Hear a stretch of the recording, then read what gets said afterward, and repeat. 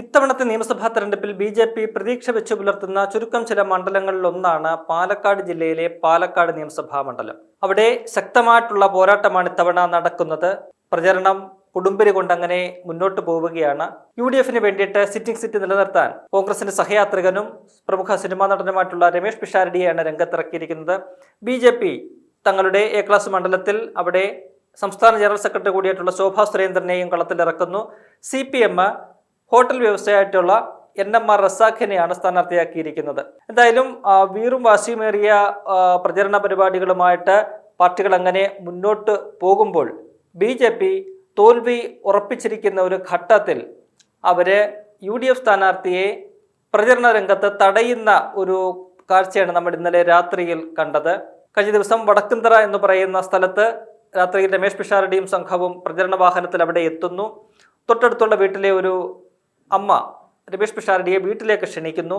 എന്നാൽ പിഷാരടി അത് സ്നേഹപൂർവ്വം നിരസിക്കുകയാണ്. കാരണം എല്ലാ വീടുകളിലും കയറാൻ പറ്റാത്തതുകൊണ്ട് ചില വീടുകളിൽ മാത്രം കയറിയാൽ അത് മറ്റുള്ളവർക്ക് പരിഭവമാകും, വിഷമമാകും എന്നുള്ളത് കൊണ്ടാണ് വീടുകൾ കയറിയുള്ള ഒരു സന്ദർശനം അത് ഒഴിവാക്കുന്നത്.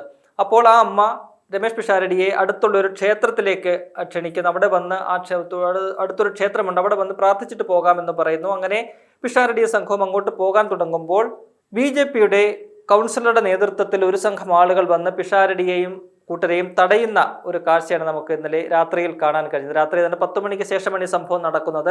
തങ്ങൾക്ക് സ്വാധീനമുള്ള പ്രദേശമാണ് ഇവിടം, അവിടെ മറ്റാരെയും തങ്ങൾ കയറാൻ അനുവദിക്കില്ല, മറ്റാരെയും പ്രചരണത്തിന് അനുവദിക്കില്ല എന്നൊക്കെ പറഞ്ഞുകൊണ്ട് സിന്ധുരാജൻ എന്ന് പറയുന്ന ബി.ജെ.പി. കൗൺസിലർ അവിടെ എത്തി ഒരു സീൻ ക്രിയേറ്റ് ചെയ്യുന്നതാണ് നമുക്ക് കാണാൻ കഴിഞ്ഞത്. അവിടെ വലിയ രീതിയിൽ അവിടെ ഈ പറയുന്ന സിന്ധുരാജൻ ശബ്ദമുണ്ടാക്കുകയും അവരുടെ ബഹളമുണ്ടാക്കുകയും ഉച്ചത്തിൽ സംസാരിച്ചുകൊണ്ട് ആക്രോശിച്ചുകൊണ്ട് മുന്നോട്ട് വരികയും അവരെ തടയുകയും ചെയ്തു. എന്നാൽ UDF സ്ഥാനാർത്ഥിയായിട്ടുള്ള രമേശ് പിഷാരടി സംഘവും വളരെ ആത്മസംയമനത്തോടു കൂടിയാണ് ആ സിറ്റുവേഷനെ നേരിട്ടത്. അവർ കാര്യമായിട്ടൊന്നും തന്നെ പ്രതികരിച്ചില്ല. കാരണം അവർ ഒരു സ്ത്രീയാണ്. അപ്പോൾ എന്തെങ്കിലും തരത്തിൽ ഒരു പ്രതികരണം ഉണ്ടായി കഴിഞ്ഞാൽ അത് മറ്റു പല രീതിയിലും വ്യാഖ്യാനിക്കപ്പെടുകയും അത് വീണ്ടും UDFിനൊരു പ്രതികൂല കാലാവസ്ഥ സൃഷ്ടിക്കുകയും ചെയ്യുമെന്നതുകൊണ്ട് രമേശ് പിഷാരടി ഒന്നും മിണ്ടിയില്ല. അങ്ങനെ അവിടെ നിന്നും തിരിച്ചു പോരുകയാണ് ചെയ്തത്. എന്തായാലും ഈ വിഷയത്തിൽ ഇപ്പോൾ ബി.ജെ.പിക്ക് വലിയ രീതിയിലൊരു ക്ഷീണം സംഭവിച്ചിരിക്കുന്നതാണ് നമുക്ക് മനസ്സിലാക്കാൻ കഴിയുന്നത്. കാരണം ഒരു തെരഞ്ഞെടുപ്പിൽ, ജനാധിപത്യപരമായി നടക്കുന്ന ഒരു തെരഞ്ഞെടുപ്പിൽ ഏത് സ്ഥാനത്തും എവിടെയും ഏത് മുക്കിലും മൂലയിലും ചെന്ന് വോട്ട് ചോദിക്കാനുള്ള, അഭ്യർത്ഥിക്കാനുള്ള അവകാശം ഒരു സ്ഥാനാർത്ഥിക്കുണ്ട്.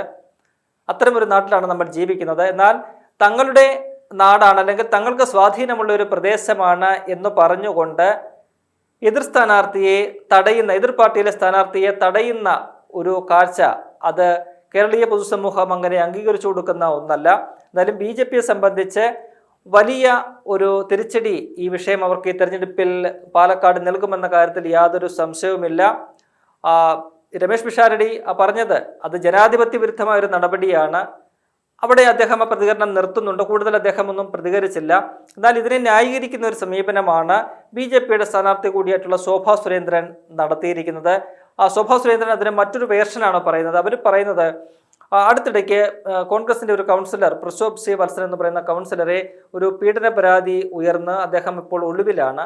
ആ വിഷയത്തിൽ രമേശ് പിഷാരടി നടത്തിയ പ്രതികരണം അത് ശരിയായില്ല, അത് സ്ത്രീവിരുദ്ധമാണ്, അതിനകത്ത് പിഷാരടി മാപ്പ് പറയണമെന്നൊക്കെയാണ് ശോഭാ സുരേന്ദ്രൻ മുന്നോട്ട് വയ്ക്കുന്ന വാദം. രമേശ് പിഷാരടി ഈ വിഷയത്തിൽ പ്രതികരിച്ചത് ആ വിഷയത്തിൽ ആ യുവതിക്ക് നീതി കിട്ടണം, കുറ്റക്കാർ ശിക്ഷിക്കപ്പെടണം, നിയമത്തിന്റെ വഴിക്ക് പോകണം എന്നതാണ്. ആ രീതിയിലാണ് കാര്യങ്ങൾ പോകുന്നത്. ഒപ്പം തന്നെ ഈ വ്യക്തിയെ, ഈ കൗൺസിലറെ പ്രശോഭിനെ പാർട്ടിയിൽ നിന്നും കോൺഗ്രസ് പുറത്താക്കിയിട്ടുമുണ്ട്. ഈ വിഷയത്തിന് തൊട്ടു പിന്നാലെ പാർട്ടിയിൽ നിന്നും പുറത്താക്കി DCC അധ്യക്ഷൻ A. തങ്കപ്പൻ പറഞ്ഞത് താങ്കൾ കൗൺസിലർ സ്ഥാനം കൂടി രാജിവെച്ച് പോകണമെന്നതാണ്. അയാൾ ഇപ്പോൾ ഒളിവിലാണ്. അപ്പോൾ ആ രീതിയിലാണ് കോൺഗ്രസിന്റെ വിഷയത്തിലെ നിലപാട്. അതിനിടയിലാണ് ഇപ്പോൾ ശോഭാ സുരേന്ദ്രൻ പറയുന്നത് ആ വിഷയത്തിൽ പിഷാരടിയുടെ പ്രസ്താവന അത് സ്ത്രീവിരുദ്ധമാണ്, അദ്ദേഹം പൊതുസമൂഹത്തോട് മാപ്പ് പറയണം.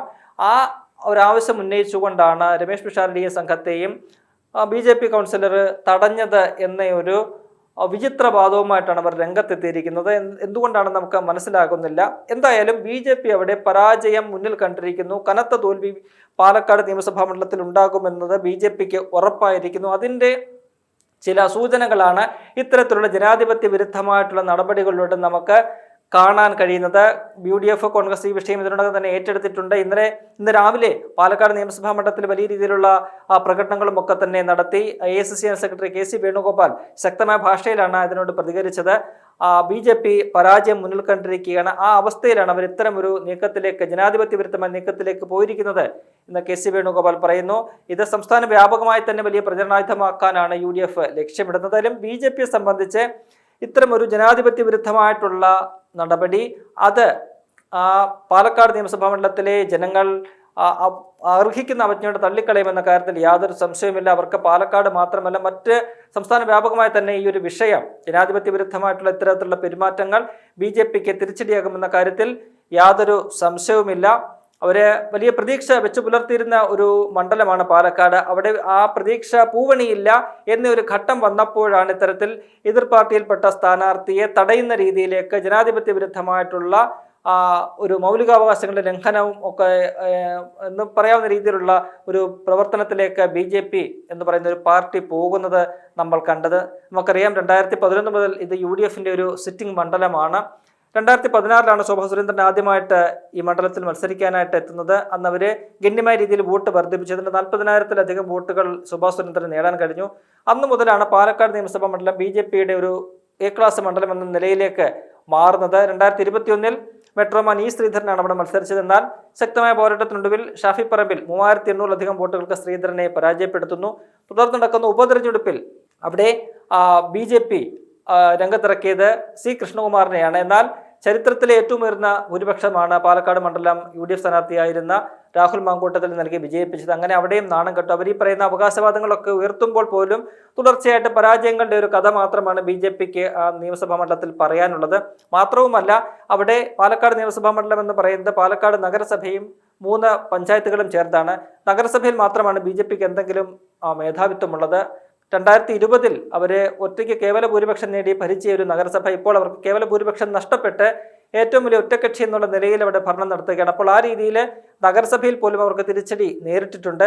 3 പഞ്ചായത്തുകൾ, മാത്തൂര്, കണ്ണാടി, ഒപ്പം തന്നെ പിരായിരി, ഈ 3 പഞ്ചായത്തുകളിലും BJPക്ക് യാതൊരു സ്വാധീനവുമില്ല.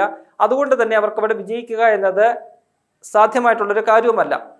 മാത്തൂരിലും കണ്ണാടിയിലും UDFും LDFും ഒപ്പത്തിനൊപ്പമാണെങ്കിൽ പിരായിരി പഞ്ചായത്തിൽ UDFന്റെ ഒരു അപ്രമാദിത്വമാണുള്ളത്. അത് മറികടന്നുകൊണ്ട് UDFനെ തോൽപ്പിക്കുക BJPയെ സംബന്ധിച്ച് അസംഭവ്യമായിട്ടുള്ള ഒരു കാര്യമാണ്. ഉപതെരഞ്ഞെടുപ്പിന്റെ കണക്ക് നോക്കിയാലും ഈ പറയുന്ന നഗരസഭാ പരിധിയിൽ പോലും UDF 5000-ലധികം വോട്ടുകളുടെ ലീഡ് നേടുന്ന കാഴ്ച നമ്മൾ കണ്ടതാണ്.